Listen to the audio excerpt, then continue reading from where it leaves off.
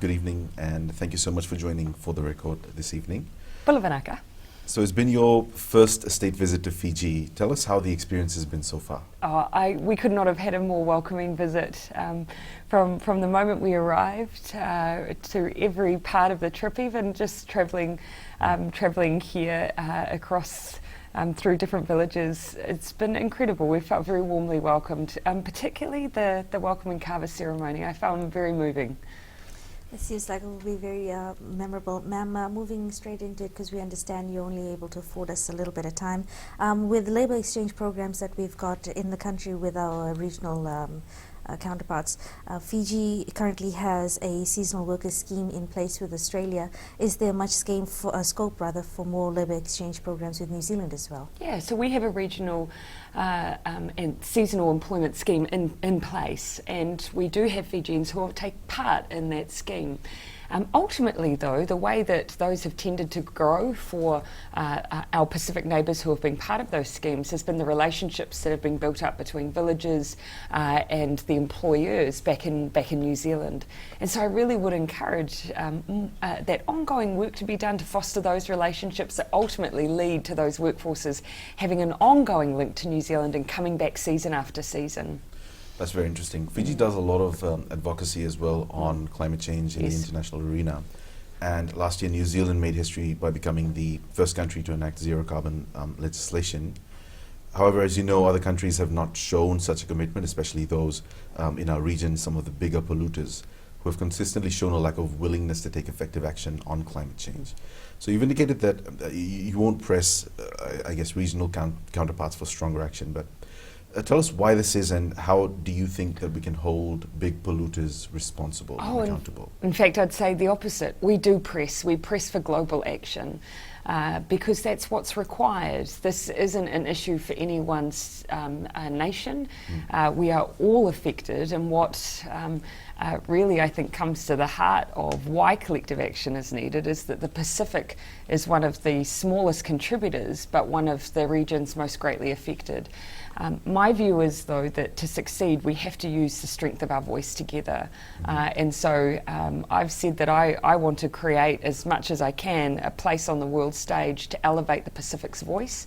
So whenever I have that chance, I will do that, not on behalf of the Pacific, because Fiji in particular has a very strong voice on climate change and climate action, but really to stand alongside the Pacific and Fiji in particular in that advocacy. So I'll keep doing that. What I have said, though, is it's not for New Zealand to go in and tell an individual country what their domestic policy needs to be, but we will, of course, say every country needs to make sure they fulfil the Paris Agreement and recognise that they are directly affecting the future of the Pacific.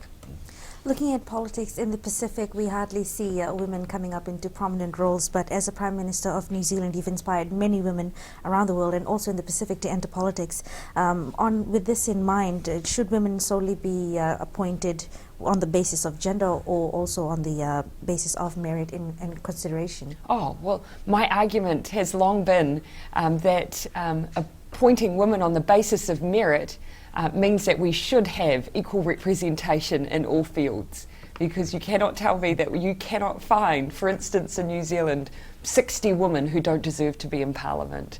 And I would say the same anywhere. In Fiji, though, I do want to applaud the fact that here you have the highest representation of women, for instance, in Parliament of any of the Pacific region outside of New Zealand and Australia. And so that's fantastic. I wish to see that across our Pacific. There are some parliaments, unfortunately, that have no women, and on the basis of merit, women do deserve to be there. So I'm happy to keep working alongside our Pacific neighbours, and again encouraging what we've already seen here in Fiji. So moving on to another key area, I guess that's often discussed in media in Fiji, which is social media. And one of the challenges of our time is the way fake news and hateful incitement is spread on social media. So it's now easier to cause widespread harm through mediums such as that. And do you see this as an issue, and how do you plan, or how do you suggest that it should be addressed? Yes, and it is an issue. We in New Zealand at least have been very focused on how we balance our desire to have a free and open internet. So of course we want to encourage freedom of speech, the democratization that can come through these new channels and ways of communicating, but of course at the same time make sure that it's not used for harm. Now for us, our focus has been on, in particular, how do we rid those online environments of violent extremism and terrorism? And we saw that used tragically in March 15th.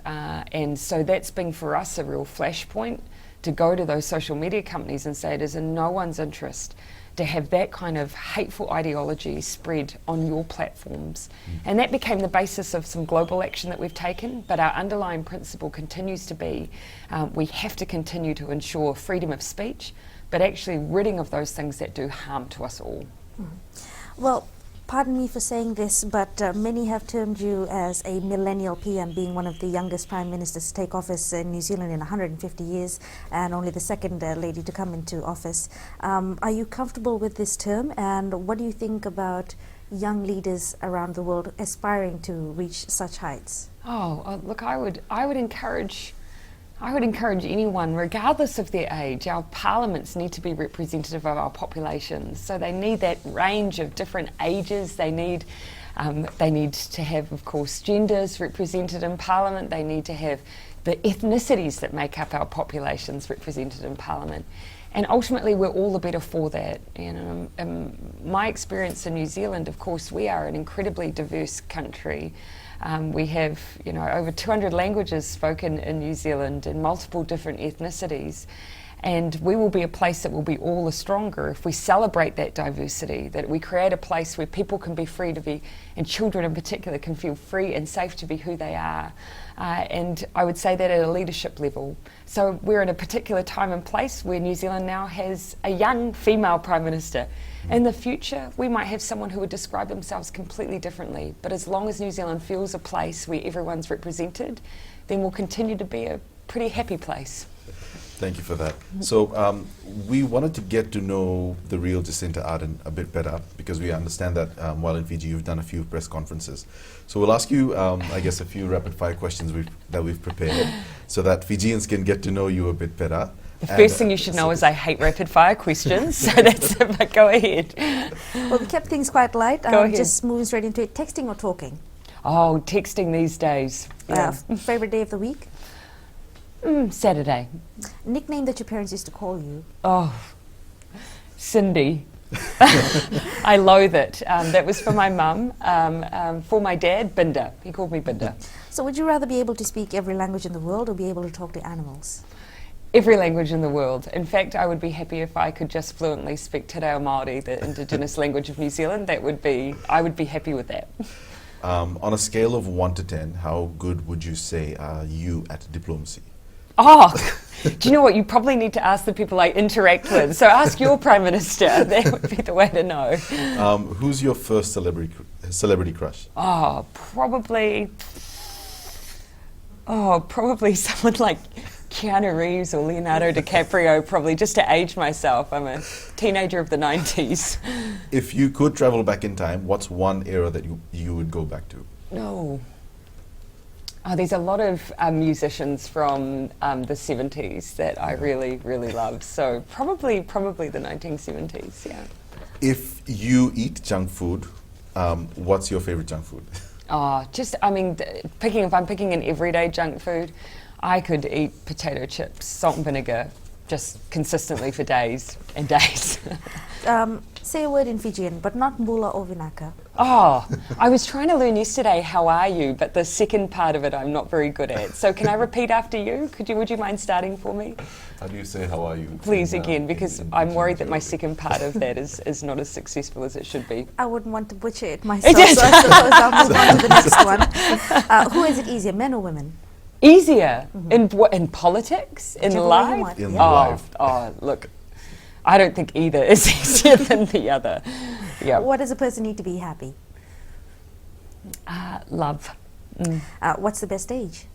The best age, do you know, right now, I as a parent am enjoying 20 months. Neve is 20 months old and she is lovely. Are you a pet person? If yes, cat or dog? I have only ever had cats, but I love dogs as well. But yeah, cats, despite being very manipulative, I do like. Yeah, they do use you. How many hours of sleep do you need on average? I can get by with as little as 4, but that's not. I'm not a happy person when I do that, but I'm fine consistently on 6 or 7. Yeah. If you had to choose between the lesser evil, using excessive paper or using plastic? Using excessive paper or plastic paper, yeah, because at least I feel like it's much more easily recycled. Well, this is a bit of a tricky one. Are women complicated? Yes or no? Only when men are involved. So it's not our fault if we're complicated. So if you're an adrenaline junkie, would you climb a mountain or jump from a plane? I would climb a mountain because I'm not an adrenaline junkie. If you were really hungry, would you eat a bug? Yes, I probably would eat a bug. Yeah, yeah. Oh, I'm not too cringy about things like that. Yeah, yeah. That's very interesting. Polka dots or stripes? Stripes. Mm-hmm. What's one country you'd be okay never visiting in your life? Oh, I'm so curious. I don't know that there would be any that I would be happy to never ever visit. Do you think? Somewhere uninhabited. Somewhere I uninhabited. visit places for people, so I'd be happy not to go somewhere that there's no one. Maybe South Georgia in Antarctica. A lot of people have called you a hipster. Would you call yourself a hipster? No, I'm not nearly cool enough. Who's And your I can't grow a beard. So Who's your favorite world leader? I'm kidding. that's a terrible question. Well, say something cool. Say something cool. Bula Vinaka. Great. Lovely. On a scale of 1 to 10, how much do you enjoy garlic? Oh, a good 8. Yeah, Okay. no, a big fan. Yeah. Who inspires you? No one around me would enjoy that, though. Who inspires me? I've always said the people closest to me. My parents have always been a source of inspiration for me. Well, just the last question. What's the most boring thing ever? Continually reading papers. It makes me a very boring person to be around. Clark doesn't enjoy how many papers I read. Just before we let you go, Prime Minister, what would you say is the most memorable experience that you'll take away from Fiji? Just the warmth of the people. Yeah, just even the conversation I've been having with the people who are looking after me while I'm here. Just such kindness, and that always makes a place memorable for me. That's so great to hear. Thank you so much. We understand your time is very valuable, and we hope to have you back in Fiji. The Vinaka. Thank you.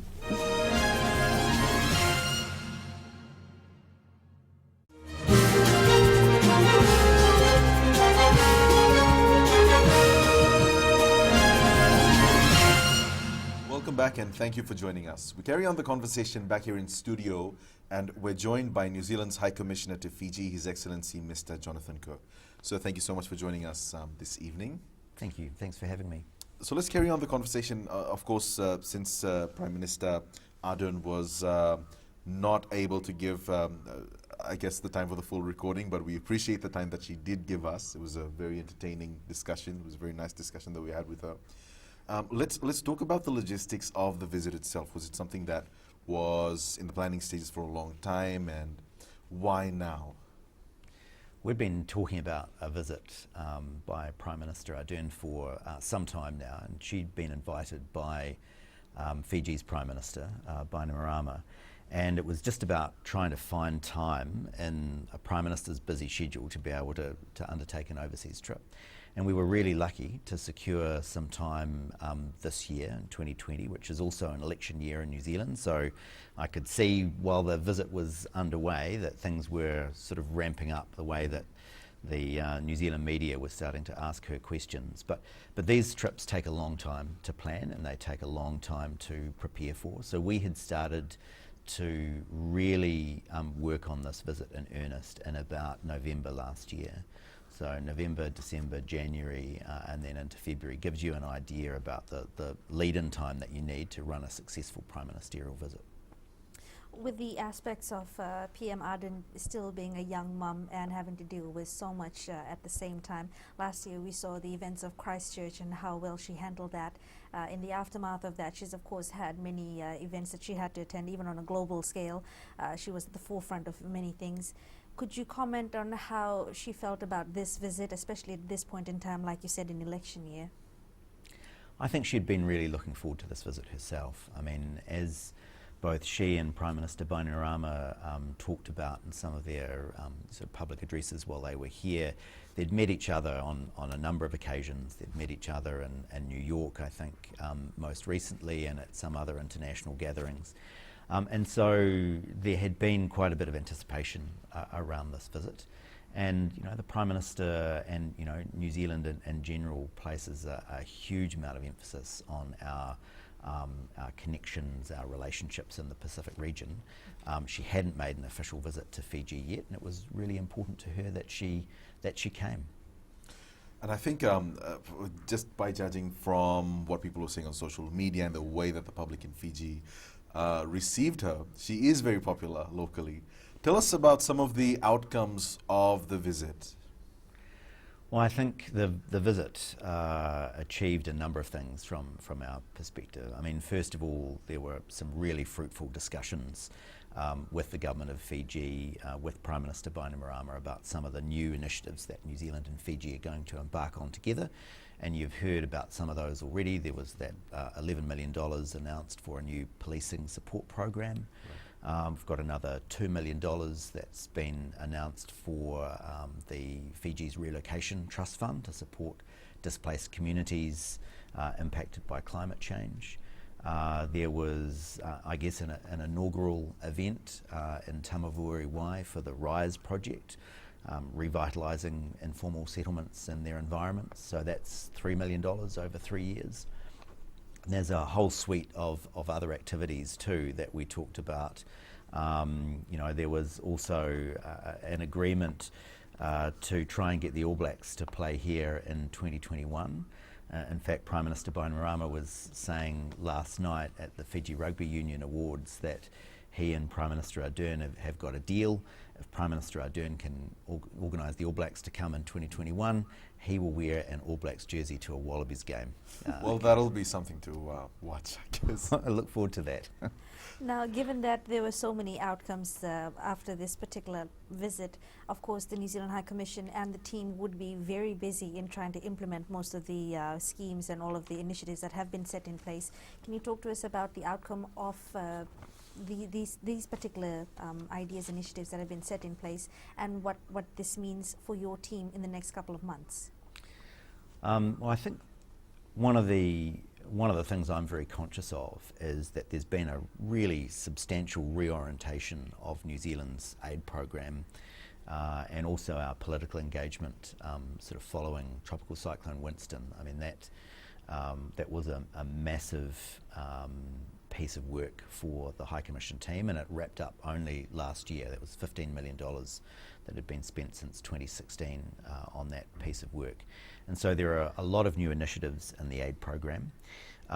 If we look at the specific initiatives that were announced during the Prime Minister's visit, you know, $11 million around, you know, police support is very significant. It recognises the importance of Fiji and New Zealand working together to combat transnational organised crime. This is a problem in both our countries. So there's work there around, you know, supporting leadership development, supporting the development of investigative skills. There's work to support the workings of the forensics labs here to make sure that, you know, there can be successful prosecutions of drug offences. And there's also work around some dog capability, so tracking dogs and detector dogs. Some work has already started on that and has been very successful. There's a detector dog unit based out at Nandi Airport which has been working really, really well. And also that kind of cooperation between the two police forces is really important to both Fiji and to New Zealand. So we've got a lot of work to do to help bring that about. The RISE project is also a really significant piece for us as well. Part of our aid program is designed around supporting social well-being and social resilience in Fiji. New Zealand, like Fiji, also has some, you know, really challenging housing problems to deal with. This particular project will support sanitation improvements and hygiene improvements in about 12 sites around Fiji. So the community at Tamavuri Wai is sort of one of the first communities that will benefit from this, but there are several others that will also be involved. And again, that's a lot of work, and it involves partnerships with Monash University, with FNU, with USP, obviously with the Ministry for Housing as well. And we've also been complementing the work that will be done under that program through some technical assistance, which is based within the Housing Ministry as well. That's very interesting. We'll carry on the conversation when we come back from our break. Stay with us.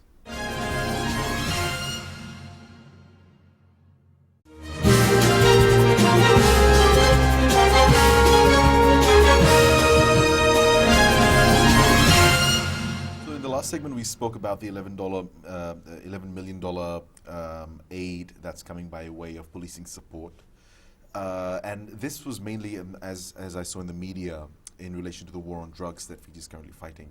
And as New Zealand's High Commissioner to Fiji, you must be keeping up to date with the news and everything that's happening on our borders and how these drugs are coming into Fiji.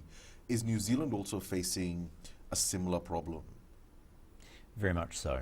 In fact, one of the things that Prime Minister Ardern mentioned when she was here was that I think in the last year we had seized in New Zealand about 3 tonnes of methamphetamine, which is an enormous amount. This is something that affects our communities as well. Fiji is a transshipment point into markets like Australia and New Zealand.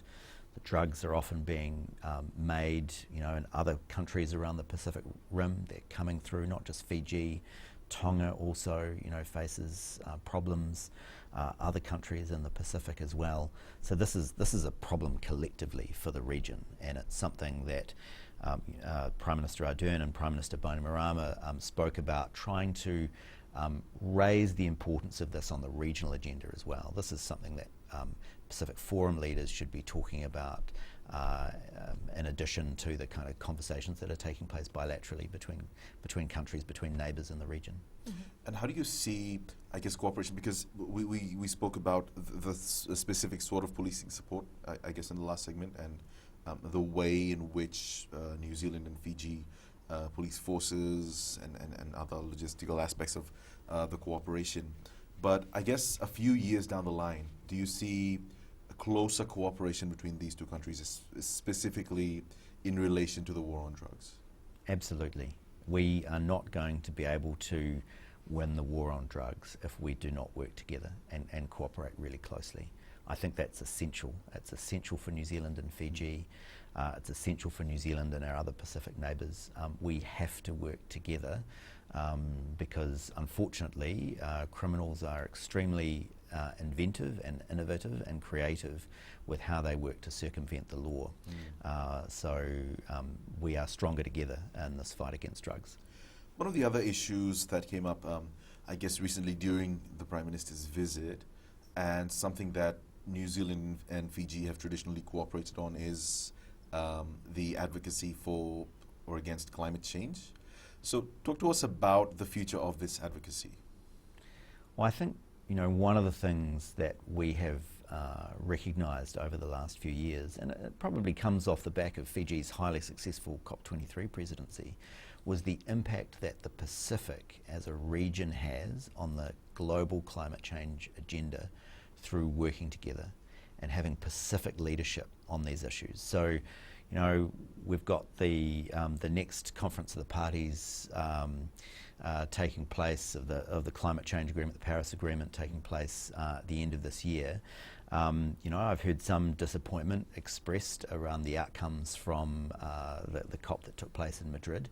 So really important for Fiji, New Zealand, other Pacific countries to work together to get the outcomes that we need through these big international meetings. I mean, it's only then that we will be able to secure the commitment of all countries, and we need the commitment of all countries to reduce emissions and to hit our targets of not having global temperatures go above 1.5 or 2 degrees. when it's- Diplomacy is a bit of a tricky situation, and earlier on in the show when we had the special interview with PM Arden, she had echoed the similar sentiment, saying that it's very difficult to try and put your foot down and force someone to adhere to certain rules that have been put in place. Say, for example, some of our Trans-Pacific partners or neighbors. Recently, the PM had said that she will be doing her best for New Zealand to stand up against this, and of course PM Bainimarama is also echoing those sentiments with some of the initiatives in place. But moving forward, how do you see New Zealand moving up and coming up to the stage and trying to get other partners who are big carbon polluters to work together? Well, I think there's a number of initiatives that we're working on at the moment. I mean, one is to support countries individually. So that $2 million that was announced for Fiji's Relocation Trust Fund is one part of that. Then there's the work that New Zealand is doing with the likes of the Green Climate Fund. For example, we announced a few months ago quite a substantial contribution to that fund. There's work that we're doing with the Asian Development Bank, with the World Bank, with other organisations to support work on climate change. There's work that we're doing beyond that. There's a new agreement to reduce sort of tariffs on climate-friendly goods, this agreement known as the ACCTS. There's also work that New Zealand is doing on fossil fuel subsidy reform. So getting out there and advocating to countries and sort of saying, look, if you're subsidising fossil fuel use in your countries, then this is, creating a perverse incentive, not to rein in your emissions. And I think also countries are increasingly seeing the impact of climate change. In New Zealand, we've done our own assessments, and face something like a $19 billion expected bill dealing with the impact of sea level projected impact of sea level rise over the next 5-10 years. So as countries realise the impact that climate change will have on their economies, on their societies, it's a hook that New Zealand and Fiji and others can use to encourage them to reduce their emissions, to undertake transformation of their economies to a low carbon future. Mm-hmm. So when it comes to, climate change advocacy, I think we can all agree that we're stronger when we present our issues as a region. Before the last COP meeting, we had I think it was, correct me if I'm wrong, the Pacific Islands Forum, where New Zealand and Australia also participated. When we come back from break, we'd like to discuss more on that and how we can, present ourselves more strongly as a Pacific region. Stay with us. We'll have that after the break.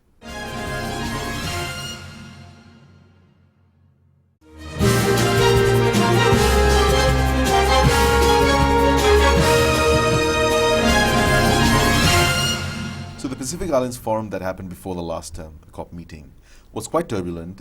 It came up in the media a lot. And international media also criticized the way that certain countries behaved towards all the other countries. It's one thing that climate change doesn't affect us all in the same way, but what would you like to comment on about regionalism, especially when it comes to climate change advocacy? Well, I think, in looking at the Tuvalu Forum, we can make more of the disagreements between countries than we should. I mean, as a result of that forum, the Kainaki 2 declaration was the strongest statement that the region has made on climate change. So put the disagreements aside for a moment and look at the actual outcome. And the actual outcome was a very, very strong one. And I think that is what we need to work with.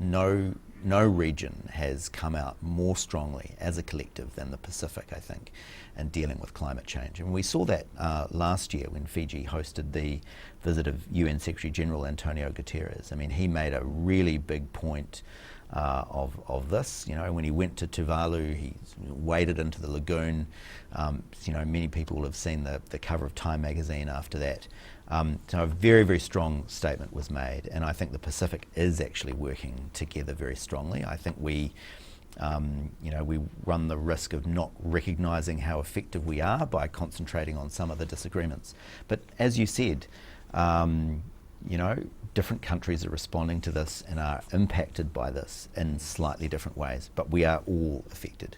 So when we asked the Prime Minister about taking action, I guess, against other countries. She made it very clear that although New Zealand will try its best, and it is pushing for countries to, I guess, adhere to the requirements of or the intended goals of the Paris Agreement, she's not going to go up and dictate what the domestic policy of any other country should be.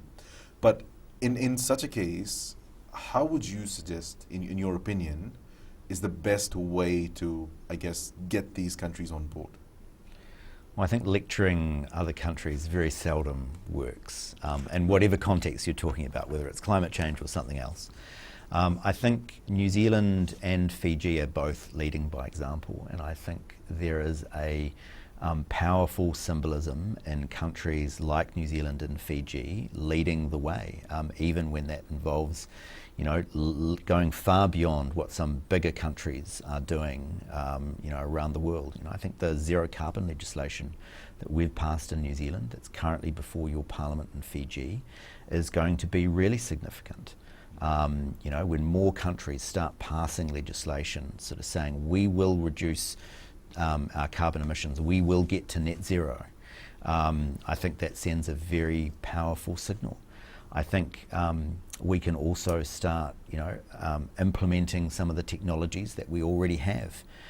We can start working on some of the new innovations that are currently under development. I mean, in New Zealand we have this big problem around agricultural emissions. That's for us really significant. But we recognised a long time ago that we had to be at the leading edge of scientific research to reduce emissions that we have from agriculture. So we set up a global research alliance, we got other countries involved, again, collectively leading the way, leading by example, having conversations where we seek to persuade. That's what diplomacy is about influencing, not dictating. So that's one aspect of battling climate change is, of course, reducing carbon emissions. On the other hand, looking at renewable energy sources, in Fiji, for example, because we're geographically challenged, we've got communities that are far removed from the national electricity grid. In instances like that, we've had representatives from Energy Fiji Limited come on and say that they do need some outside resources, some outside help to go and help out these communities so they don't have to rely on fuel-generated electricity. Would you be able to comment on something like that and how maybe New Zealand could help in these instances? Yeah, New Zealand's been involved in supporting a number of renewable energy projects in the Pacific. We don't have a big program with Fiji underway at the moment, although that's something that we're very open to discussing. I do know that there are some private sector organisations here in Fiji with quite strong New Zealand connections in some instances that are doing work on climate change, on renewable energy provision, solar power in communities. The Fiji government itself has done a lot of this work over the last few years. So there is scope for more cooperation. And I'd also, point out that you've got some really capable private companies in Fiji that are able to do this work as well. I was very impressed by that. We met with one of them in October last year when we had our Minister for Trade and Export Growth here.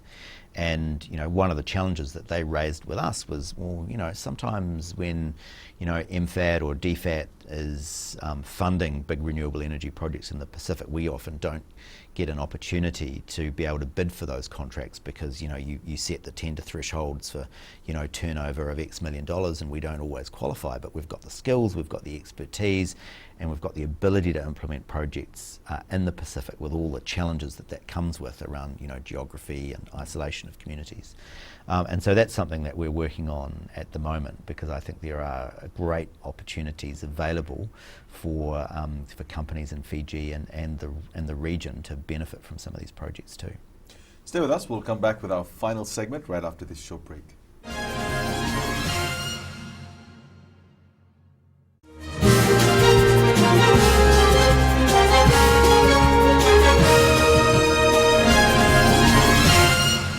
Welcome back. Mr. Kerr, this is our final segment, and one thing that's been on a lot of Fijians' mind is trying to find work overseas, especially in New Zealand, given that we've got such good relations with the country.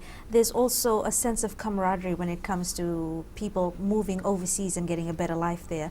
Although that's not always possible, we do have the seasonal worker scheme in place. As of May in 2015, there were only 19 Fijians that had gone over with this scheme. November of last year, we had that number grow to 60. Moving forward, do you see this number increasing? Do you see more initiatives or more schemes like this being implemented to encourage Fijians to not just go there for upskilling, but also to find greener pastures, shall we say? I think I acknowledge the tremendous interest that there is in the seasonal labour schemes that are offered by New Zealand and Australia at the moment. The current scheme that we have is very much employer driven. So, one of the messages that, we have for Fiji, I guess, in the short term is really work hard on cultivating those relationships with employers in New Zealand so that they think about Fiji when they're doing labour recruitment. There is no reason why, under our existing scheme, Fiji could not be increasing the numbers of workers that are sent to New Zealand to participate in those regional seasonal labour mobility schemes. So there's a lot more that Fiji could be getting out of this already, I think. The other dimension too is under the PACER Plus trade agreement at the moment, which we're hoping will enter into force around about, we'll get final ratifications in June this year. It will enter into force about 60 days after that.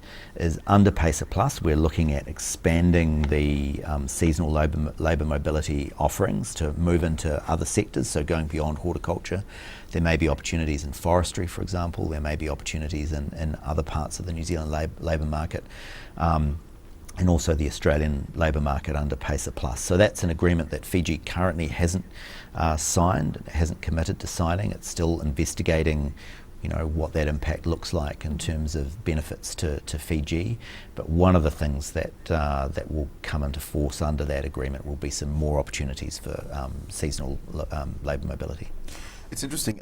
So when all of my friends and my colleagues discovered that we were about to interview the New Zealand High Commission and Prime Minister Jacinta Ardern, and I'm sure, Geraldine, you must agree with this, that everybody that's interested is asking about the possibility of visa-free travel between New Zealand and Fiji, and that's why we saved this question for last. So what scope is there for this? I mean, you've been updated with the media, and you know that in the recent years, I guess in the past 2 or 3 years, a lot of countries have made visa-free travel possible to Fiji. What about New Zealand? What about our neighbours? This is something that gets raised a lot. With me, it was raised with us during the talks between the two prime ministers as well. There is a lot of interest in this. It does raise a bunch of complicated questions for New Zealand, though. I mean, in looking at the situation for Fiji, for example, we would have to look at the situation for other Pacific neighbours as well. And it's a complicated set of questions, and I think the answer is that there isn't going to be much movement on this anytime soon, I'm afraid. But we try to make it as easy as we can within our existing policy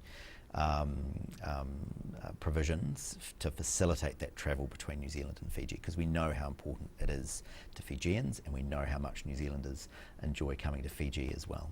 On that note, we missed out on asking this question to PM Ardern because, of course, she didn't have much time to give us, but we are grateful for whatever time she did give us. Rugby, it's a staple. It's pretty much part of one's life and culture, both in Fiji and also in New Zealand. And given the number of Fijian players that are recruited in New Zealand regional and national teams as well, everyone's also looking forward to the possibility of New Zealand talking to and trying to figure out the logistics of supporting a leg of the 7 series being held in Fiji. Could you comment on that? We would love to see that happen, and there's no better place to be able to share that competition in Hamilton with than Fiji. We've had some preliminary discussions with the FRU about this, about the kinds of things that Fiji would need support with to enable this to happen. There are some very complex commercial arrangements that need to be done around hosting an international tournament like the Sevens as well. So there's nothing definitive I can say at the moment, but it is something that we are talking about. It is something that we are looking for, and I can't imagine it being more successful than if a leg of the Sevens competition could be hosted in Fiji. You are the Olympic champions. So. But if you were to see a leg of the Seven Series being held here, would you be wearing an All Blacks jersey or a Fiji jersey? Look, I'm paid to wear the New Zealand jersey, guys. I'm sorry, I have to say that. But if we're not playing, when we're not playing, when the New Zealand team is not on the field, don't worry, I'm definitely backing Fiji. That's great. So there's a 50-50, not a definitive possibility, but a possibility nonetheless. We would love to see it happen. Mr. Kerr, that's all we have time for this evening. Thank you so much for joining us, and we definitely hope to have you back someday. Great. Thank you very much. Thanks for your time. And that's all we have for you this evening. Thank you very much for joining us. Have a great evening.